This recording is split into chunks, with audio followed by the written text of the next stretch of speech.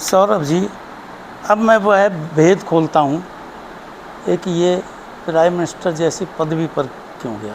इसमें दो नियम लगते हैं राजनीति के, जिन नियमों को आपको बहुत अच्छी तरह से समझना होगा, क्योंकि ये नियम मेरी शोध है जो मैंने बहुत नाड़ी ग्रंथों से बहुत मेहनत के साथ खोज कर निकाले हैं, और इस पर मेरी नई किताब आने वाली है। उसमें एक चैप्टर होगा जिसमें करीब 100 कुंडलियों पर इन चीज़ों को बताया गया है और समझाया गया है।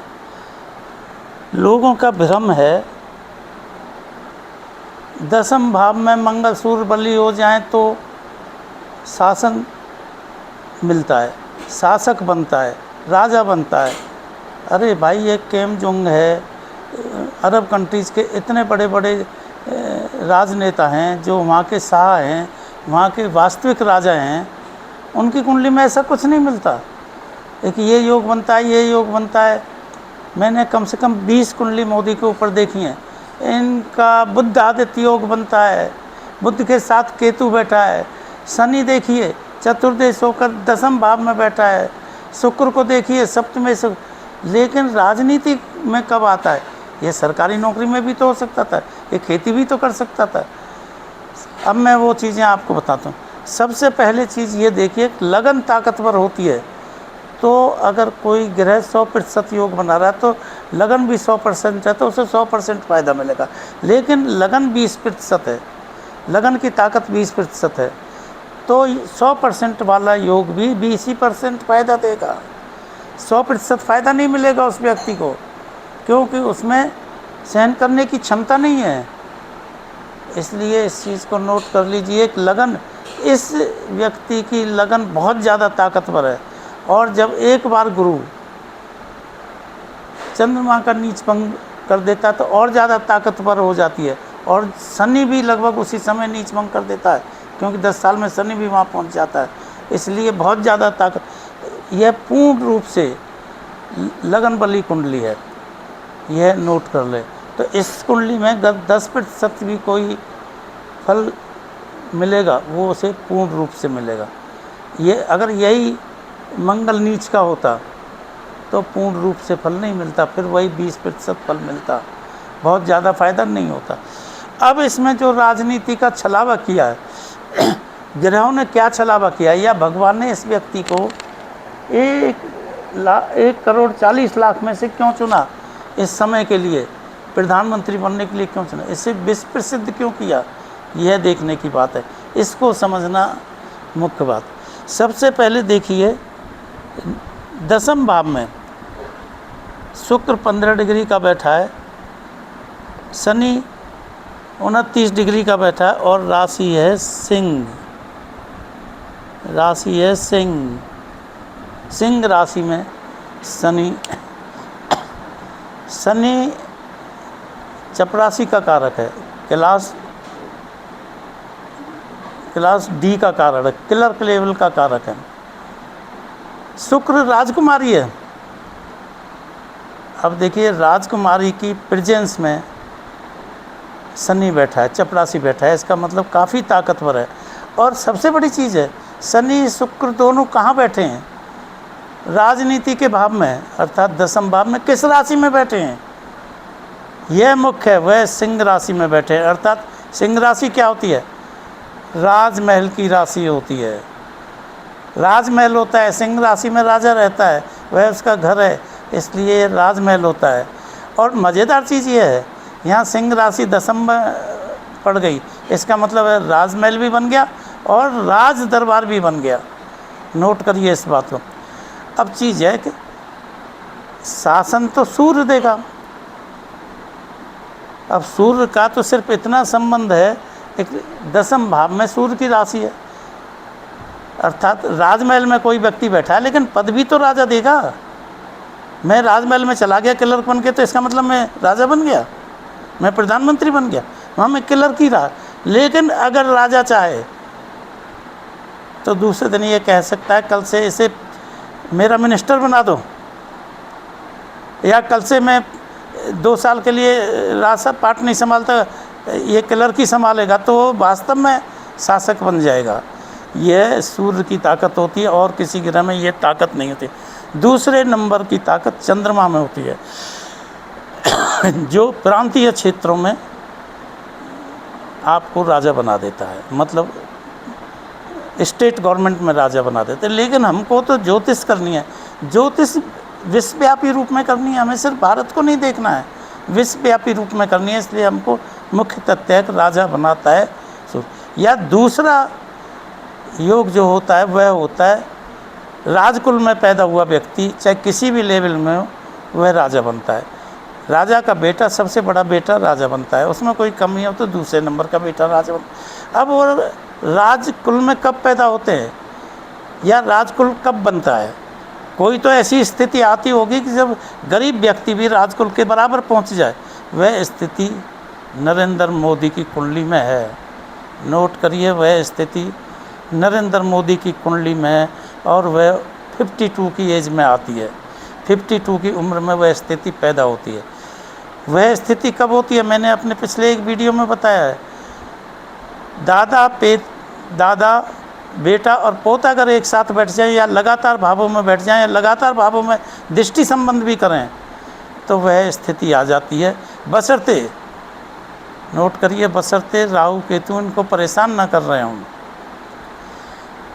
इनको लाभ दे रहे हों। दूसरी चीज़ यह है, यह स्थिति एक गरीब घर से भी किसी व्यक्ति को ऊंचाई पर पहुंचा देती है, लेकिन यह ऊंचाई गरीब के अनुपात अनुसार होती है, जब तक कि दूसरे और योग भी उपस्थित ना हो। इस कुंडली में भी महाप्रताप योग नहीं, विष्णु महाप्रताप योग बनता है, जो मैंने शायद मैं पहले नंबर के वीडियो में बताया है, तो वो वीडियो देख लें। अब मैं उनका एक्सप्लेनेशन करता हूँ। 10वें भाव में का मालिक सूर्य आधे डिग्री का 11 भाव में बैठा है। वैसे तो आप लोग कह देते कम डिग्री का, इसलिए 10वें भाव में भी प्रभाव दे रहा है। मैं भी कहता हूँ 10वें भाव में प्रभाव दे रहा है, क्योंकि शनि और सूर्य में अंशात्मक दूरी बहुत कम है, 1 डिग्री की दूरी है, अर्थात दोनों एक दूसरे के दीप्तांश में, तो ये फल दे सकता है। दूसरा क्या है कि बुध बैठा है, वो भी बहुत कम डिग्री का है। ये तो अस्त तो हो ही गया। ये पाप कर्त्री में भी है, क्योंकि सूर्य और केतु के बीच में बैठा है, फिर भी इतना बलवान है। उसका कारण बताता हूँ आपको। फिर केतु है, केतु अंतर्ज्ञान का कारक, और 6 नंबर की राशि में बुध के साथ होने पर मैं आपको बता चुका हूँ एक सबसे ज़्यादा शुभ युति बनती है। बुध यहाँ पर वक्री है, नोट करिए, बुध यहाँ पर वक्री है। वक्री होने के कारण बुध का 50% प्रभाव यहाँ से यहाँ आ गया। जो हमने यहाँ दिखाया है 50% प्रभाव यहाँ आ गया। अब क्या होता है, बुध आ जाता है सिंह राशि में। बुध कहाँ आ गया? सिंह राशि में। और सूर्य कहाँ बैठा है? कन्या राशि में।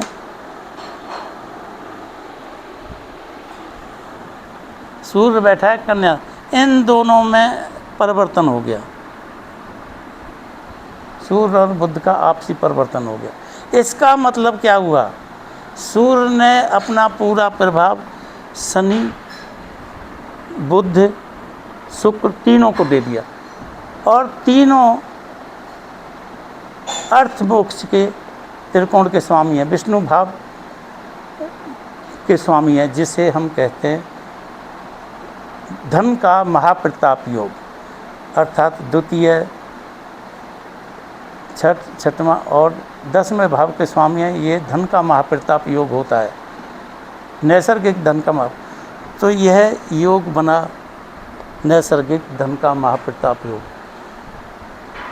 ये जो सूर्य का प्रभाव 10वें भाव पे आया, शनि पर आया और बुध पर आया और शुक्र पर आया, इससे ये राजनेता बना। अब यहाँ सबसे बड़ी इम्पोर्टेंट, राजनेता मैंने बताया था 7वें भाव का स्वामी होता है। 7वें भाव का स्वामी होता है राजनेता। अब ये 7वें भाव का स्वामी है शुक्र। शुक्र का संबंध किससे बना? नोट करिए, मैंने बताया 10वें भाव से बनना चाहिए। जब शुक्र का संबंध 10वें भाव से बना, उसी समय ये राजनेता की कैटेगरी में आ गया था। अब कब बनेगा वो हम MOP से निकालते हैं। वैदिक में ऐसे दशा पद्धति से निकालते हैं, हमारे यहाँ MOP से निकालते हैं, अर्थात ग्रहचाल से निकालते हैं और प्रोग्रेशन से निकालते हैं। अब इसमें सबसे पहली चीज़ है, मैं ये बता देता हूँ, कितना टाइम हो गया है, यह बता देता हूँ विष्णु महाप्रताप योग कैसे बना। यह सबसे मुख्य बात है, वह है, नोट करिएगा, इसकी दृष्टि, गुरु की दृष्टि, ये गुरु यहाँ पर हाँ दृष्टि डाल रहा है 70%। हाँ, गुरु की दृष्टि 12 भाव पर जा रही है। तो यहाँ देखिए सूर्य, गुरु, मंगल, चंद्रमा, ये चारों देवग्रह अर्थात त्रिकोण के स्वामी, कालपुरुष कुंडली के त्रिकोण के स्वामी एवं माता का स्वामी अर्थात पार्वती जी, चारों एक साथ लाइन में बैठे हैं। इसको बहुत से लोग पास योग भी बोलते हैं, पर यह है चारों का साथ में बैठना, अर्थात यह त्रिभाव युति बनी, त्रिभाव 3 भावों में युति बनी, यह महाप्रताप योग बना। अब यह जब बनेगा उसी समय व्यक्ति राजनीति में जाएगा। नोट करिए, उसी समय व्यक्ति राजनीति में एंटर करेगा। सक्सेस कब मिलेगी वो आगे निकालना होगा, उस समय राजनीति के मुख्य पैदाने पर पहुंच जाएगा। उससे पहले तो वह सिर्फ एक दूसरे की सेवा करता रहेगा। तीसरी बात इसमें देखिए, बोलो कुछ पूछ। इसमें चंद्रमा भी शामिल हो रहा है, तो ये चक्रवर्ती महाप्रताप, हाँ क्योंकि चंद्रमा भी शामिल हो रहा है इसलिए ये चक्रवर्ती विष्णु महाप्रताप योग बना। मैंने विष्णु बोला तो चक्रवर्ती महाप्रताप योग बना, क्योंकि दादा, पेता, दादा, बेटा, पोता और माँ तो किसी की भी हो सकती है, दादा की भी, पिता की भी, बेटे की भी, वह इसमें शामिल हैं। इसलिए अब सवाल पैदा होगा, इस कुंडली में एक सबसे मुख्य बात है और मुख्य बात है, उसे ध्यान से देखिए। गुरु और शनि, ये मैंने आपको कर्मादि धर्मादि योग बताया था, ये 2 योग भी बन रहा है। जब भी गुरु और शनि का आपसी संबंध MOP में बनेगा अर्थात गोचर में बनेगा तो वह भाग्योदय होगा, वह समय भाग्योदय का होगा। किसी भी कुंडली में जब गुरु और शनि का योग नैसर्गिक कर्म धर्म योग बनेगा, वह उस व्यक्ति का भाग्य उदय करेगा, वह स्थिति भाग्य। लेकिन सबसे परफेक्ट जब बनेगा जब गुरु शनि को देख रहा हो, गोचर का गुरु शनि को देख रहा हो, MOP का गुरु शनि को देख रहा हो और नेटल शनि भी गुरु को देख रहा हो, अर्थात ये नेटल और गोचर के दोनों गुरु दोनों शनि को देखें और दोनों शनि दोनों गुरु को देखें, तो ये पूरा 100% अर्थात 1000% योग बनेगा। अगर इनमें से कोई एक दृष्टि नहीं देता है तो वो 250% कम होता चला जाएगा। इसकी क्वालिटी है। दूसरा, किन राशियों में किन भावों में बन रहा है वह और मुख्य संबंध रखता है। तो जातक के भाग्योदय के लिए नोट करिए, भाग्योदय का बिंदु है जब भी गुरु शनि आपस में संबंध बनाएंगे, अर्थात जैसे मैंने बताया था हम गोचर 20 ग्रहों से देखते हैं। 18 तो ग्रह होते हैं, 9 जन्मांक के, 9 गोचर के और 2 पृथ्वी तत्व। इनके जब आपस में गुरु और शनि का मेल बनेगा तो भाग्योदय होगा, और जितना ज़्यादा बनेगा उतना होगा। अगर दोनों गुरु जन्मांग और MOP का गुरु और जन्मांग और MOP का शनि एक दूसरे को देखें तो 100% बहुत उन्नति होगी। अब मैं आपको इसमें बताऊंगा वो स्थिति कब आती हैं, कैसे आती हैं, उसी समय इसका भाग्योदय होता है। ये नेक्स्ट वीडियो में बताऊंगा।